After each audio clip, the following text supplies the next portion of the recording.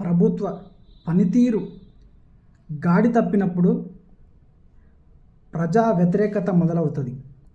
అలా మొదలైన ప్రజా వ్యతిరేకతను అణచివేయాలని చూస్తే ఆ ప్రభుత్వం పడిపోయేటువంటి పరిస్థితి వస్తుంది.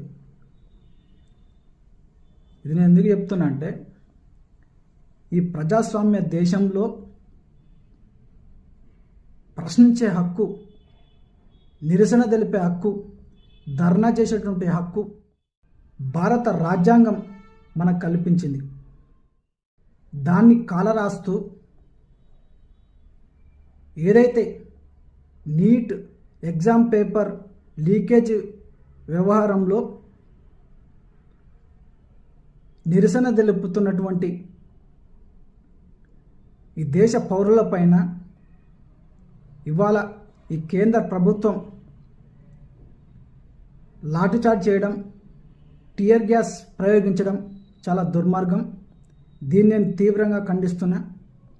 నేనే కాదు, ఈ భారతదేశంలో ఈ ప్రభుత్వ వైఫల్యాలను ఖండిస్తున్నటువంటి ప్రతి ఒక్కరు కూడా తీవ్రంగా ఖండించాల్సిన అవసరం ఉందని నేను తెలియజేస్తున్నా. ఎందుకంటే ఈ కేంద్ర ప్రభుత్వ వైఫల్యం వల్ల, కేంద్ర విద్యాశాఖ పనితీరు వైఫల్యం వల్ల ఇవాళ నీట్ ఎగ్జామ్ పేపర్ లీక్ అయ్యి కొన్ని లక్షల మంది విద్యార్థులు తీవ్ర ఇబ్బందులు పడ్డారు. అంతేకాకుండా కొంతమంది విద్యార్థులు ఆత్మహత్యలు కూడా చేసుకున్న పరిస్థితి మనందరం గమనిస్తూ ఉన్నాం మిత్రులారా. దాన్ని నిరసిస్తూ, ఖండిస్తూ దానికి సంబంధించినటువంటి ఎవరైతే కేంద్ర విద్యాశాఖ మంత్రి ఉన్నారో ధర్మేంద్ర ప్రధాన్ గారు రాజీనామా చేయాలని, ఆ విద్యార్థులకు సపోర్టుగా కొన్ని నెలల నుంచి దేశంలో నిరసనలు, ధర్నాలు జరుగుతూనే ఉన్నాయి. దానికి ఇవాళ నిరసన తెలుపుతున్నటువంటి ఆ నిరసనకారులపైన లాఠీచార్జ్ చేయడం చాలా దుర్మార్గం. ఈ కేంద్ర ప్రభుత్వానికి కరెక్ట్ కాదని నేను తెలియజేస్తున్నా. ఎందుకంటే దానికి సంబంధించి వివరణ ఇచ్చేటువంటి బాధ్యత కేంద్ర ప్రభుత్వం పైన ఉన్నది.